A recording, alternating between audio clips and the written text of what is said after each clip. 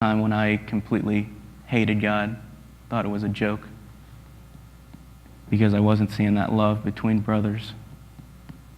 And when I saw it, I bought in. That's how we can be effective in outreach, by showing that love and putting it on display.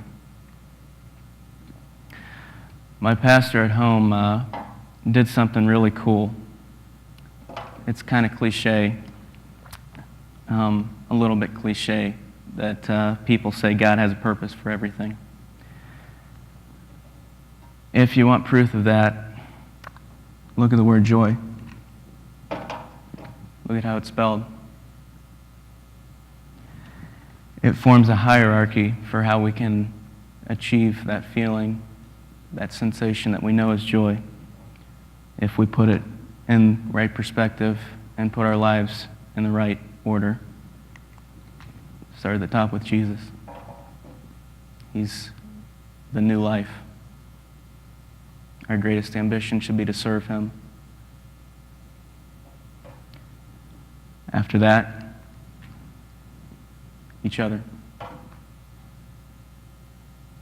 And lastly, which you shouldn't need to address that often, is yourself.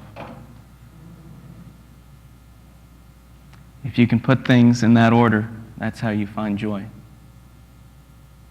Pretty cool.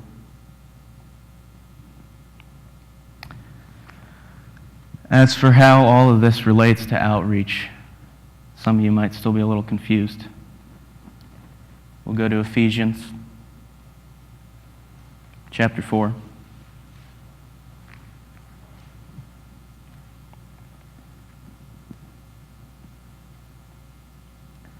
Start with 4 through 6.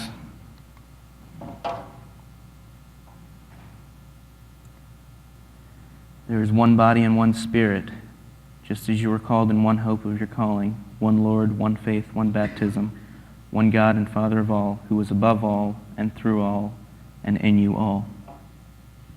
Skipping down to 11 through 16.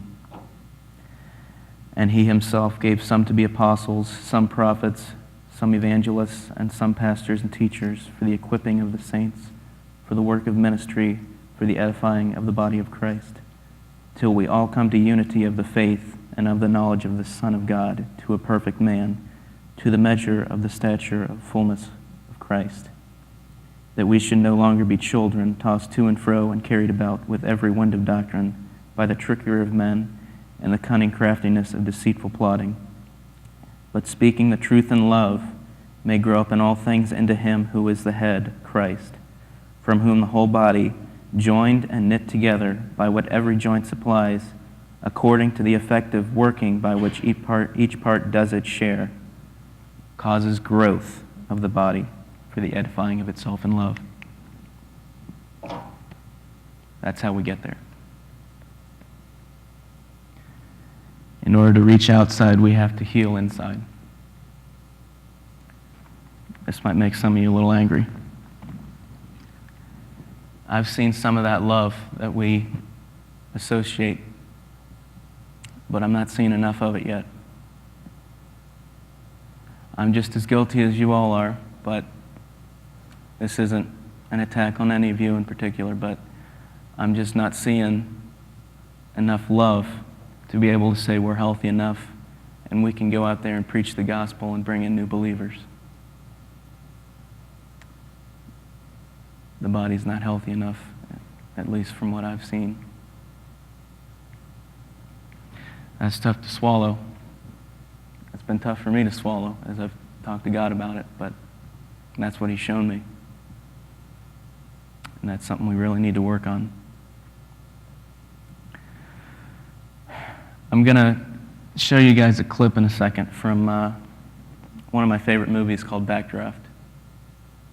And something that they won't show in the clip, but is kind of how I'm going to explain it afterwards, is it's about firefighters. They all belong to Fire Station number 17 in Chicago, and they call themselves Fighting 17th because they're always given the toughest assignments, the fiercest fires, most dangerous tasks. So John, if you could go ahead and show that real quick.